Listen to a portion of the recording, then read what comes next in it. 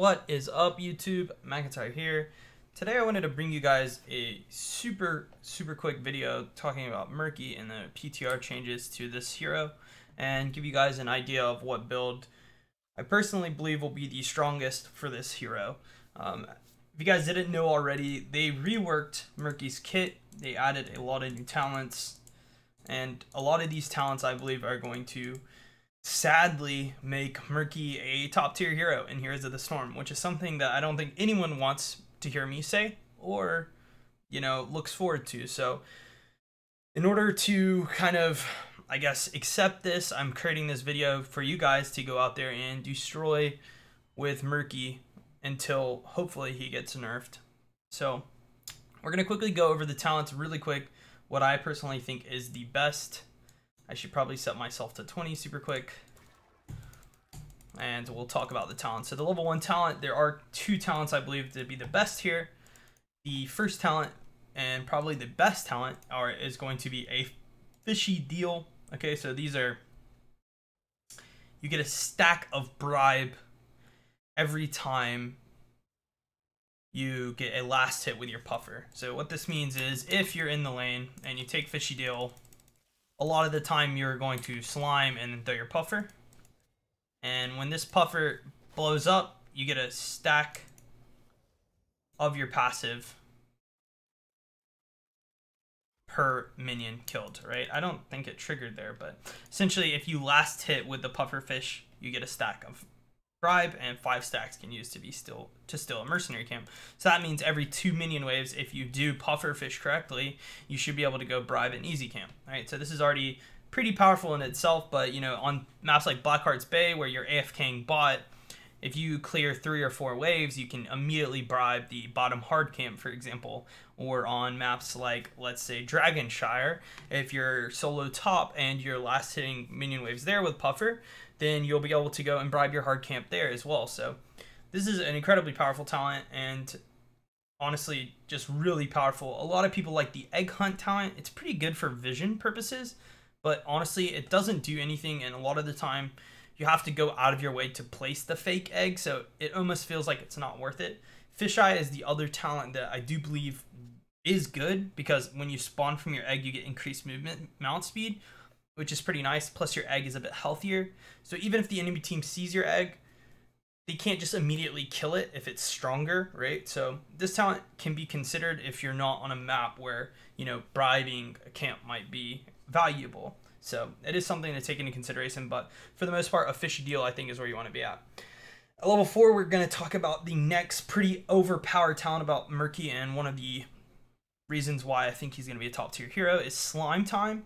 So it's a quest talent. Every time you slime a hero after they're already slimed, shoutouts to Nickelodeon, you get quest rewards, right? So 15 slimes after someone's slimed is bonus damage on slime, and then 30 is increased slow, right? So having your slime hit them originally will slow 25%. When you finish this quest, it'll slow 35%. So a 10% increase plus bonus damage. Why is this talent a problem? Well, for one, the bonus slime damage is almost double damage, right? You're doing an extra 125 when it already does 189. And not only that, but it crits too, right? So 460 damage if they're slimed, and that's an additional 125 on top of that. Yeah, just a lot of, honestly, damage for really no, it's just, why not? Why not? Let's give Murky more damage. And this pairs even better with Black Lagoon. This is the slime radius. So if you look at the slime, if I hover my Q, you can kind of see it, the radius, right? When we take Black Lagoon at 7, the radius is substantial. I mean, it allows you to just basically walk around the target and never get close enough to hit them, right? Or them to hit you. So you don't really want to be taking time to krill, which I think is really good. So if you can auto the enemy team, let's say they're a bunch of melees or something, I don't think this talent is bad, but I really believe that the slime build is where you want to be at, right? I mean, we're also giving up Living the Dream. This talent's pretty stupid at 4. You're going to die on Murky. That's the point of the hero. So unless you're taking the 20 talent Big Tuna Kahuna, where you're saying that you're not going to die, which could be a build, I guess, down the road.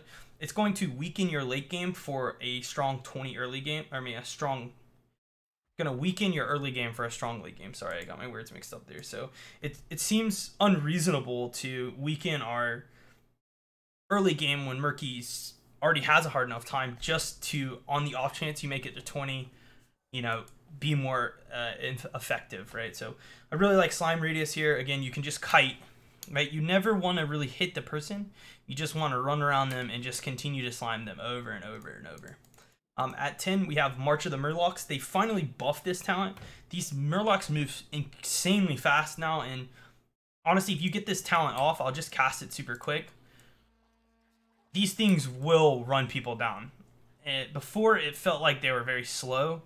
Nowadays, with this buff, it feels like they're much more powerful, and they cause a lot more chaos in a team fight. So I actually really like the new March of the Murlocs. You can still go Octograb, but this talent already was fairly weak. So taking a weak talent, again, you're going to just be sliming, slime. So it's not like the old Puffer combo where you would Octo. The reason that was so strong was because even if you died when you were Octoed, the target stayed stunned, right? And now when you Octo, if you die while you're Octoing, then the target is freed from your Octo. So not as powerful. Really, you want to stay mobile, and March of the Murlocs can really be used to, you know, mess the other team up if they're positioned on an objective or something like that and you get behind them. At 13, I think this is a big deal. Rejuve Bubble is given to you at 13 instead of 16 now. This is like a really big spike talent on Murky. This was always a big spike talent. Once you got this talent, you were even more difficult to kill, right? And you became an even bigger problem. So giving this at 13 is insane. It's just like with Zeratul when he got Vorpal at 1 and crit at 4. He has now this resurgence and he's a first pick hero, right? Like giving people spike talents earlier than they should have them makes heroes better. And Murky is a good example of that. We also have Fish Tank, which again, if you're against this melee heavy stack team, you can take this talent. It's not terrible. You get 75% resist every time you basic attack. The only problem with this talent is that you do not want to be in auto range, right? The idea of the hero is just, again, to just continue to slime the target over and over and over and not die. And Rejuve Bubble is going to help you not die, right? The longer you're annoying the enemy team, the more you're murking, right? That's what Murky does, is he annoys. So yeah, I really like that talent, Rejuve Bubble. So these are 3 talents. A lot of people will say toxic buildup.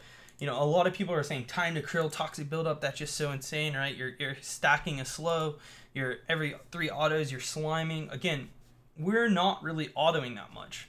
You can argue that Murky can auto pretty fast, right? But for me, I personally really like the pufferfish slime. And the reason for that is that they have buffed the actual radius of the pufferfish. So casting slime when you're getting these bonus effects on it anyways. Casting slime and then sliming into slime is really strong, right? And you can hit that on multiple people as well. So keep that in mind when you're using this ability. Try to hit multiple people with your pufferfish so that they're already slimed, so that when you walk up and actually slime them, you get that slime crit, right? You can stack that. Really powerful. And again, they have to deal with that pufferfish anyways. So I really like that talent here. Increased pufferfish damage on heroes. That's good, but you know, it's unreliable. You're not always going to land the pufferfish. You know, if you're trying to go for maybe an Octo grab, Wombo, Bombo, maybe that's where you want to be at, but for me, this is the build that I personally like. And then this is where things get a little crazy. We get the talent Making Inky. And this just makes no sense to me. Decrease your slime cooldown to 2 seconds. So when we talked about being a problem, right? Like now you're a problem. Like being able to just do this over and over and over. And the enemy's slowed and they can't get to you and they're chasing you. And then they finally almost kill you. And then you Rejuve Bubble. And then you continue to slime and you continue to slime. Like this I mean, look at my damage per second. Like, this is Murky, and this is without autoing, because you can auto. I mean, if you're not at risk to auto, you can do this. But I mean, we're just talking about like what a problem hero, right? It just makes no sense. When I was playing Murky with this build, every time I hit 20, I just immediately started destroying the enemy team. Like, I was taking 1v3s. You just become absurd. So this is the build that I currently like the most right now. There are other builds too. I'll quickly show you them really quick before we end this video. So we have, you know, our tanky build, right? Which we could go Fishy, Slime Time. We go Black Lagoon, March. You can get the Rejuve Bubble into basic attack slow with Big Kahuna. This to me is more of the tank build. So you want to be autoing with this build, right? You still do the same old, but you now have more health. So when you bubble, you're gonna heal more, right? This is more of a tanky build to me. And then we have like our I would say this is the meme build. You would go like Living the Dream. You would go Time to Krill, March, Eggshell. It doesn't even matter what you take here. Let's just say you get Toxic build up with Big Kahuna. And the reason that this build is meme-y is because, you know, you're going to have 6,000 health when you come out of the shell. But to be honest, you could just take Rejuve Bubble here with Living the Dream, and I actually think it's not that bad. Like, I think these two talents work really well together because then now you have 15% AP on all of your abilities. The thing with that is like 15% AP on your abilities is essentially the same damage as 125 additional on your 479. So it's about the same percentage, right? The only thing you'll get a scale on with Living the Dream is your pufferfish is going to deal more and your March will deal more, but your slime's going to do around the same. But the idea with this is that, you know, you would become a real sort of hero, right? But there's discussion for everything. I still honestly think the build that I showed you in the beginning is where you want to be at, and if you try it, I'm sure you'll have a lot of success with it. I've been just dominating the PTR quick match, although it is PTR and everyone's playing the same comps and heroes. I really honestly believe that this hero right here is going to be picked in competitive when this patch goes live, if he's kept the way that he is right now. He is just absolutely annoying to deal with as is, and buffing a lot of his base kit just is going to skyrocket him. So that's going to be it for this Murky video, guys. Again, this is just me talking about the abilities. If you guys enjoyed this video, please make sure to throw a like and subscribe to my YouTube channel.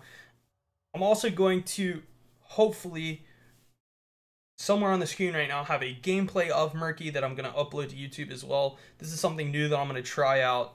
Instead of putting both videos together, I'll put build video and discussion video and then the gameplay video so that they don't tie together, and instead you can watch one or the other. That way the video lengths are a little bit shorter. So with that said, guys, I am going to head out of here. Make sure to throw a like. Again, always check me out on Twitch and Twitter. Those are going to be located in the description below, and I appreciate all the support, guys. I'll see you next time. Take it easy. Cheers.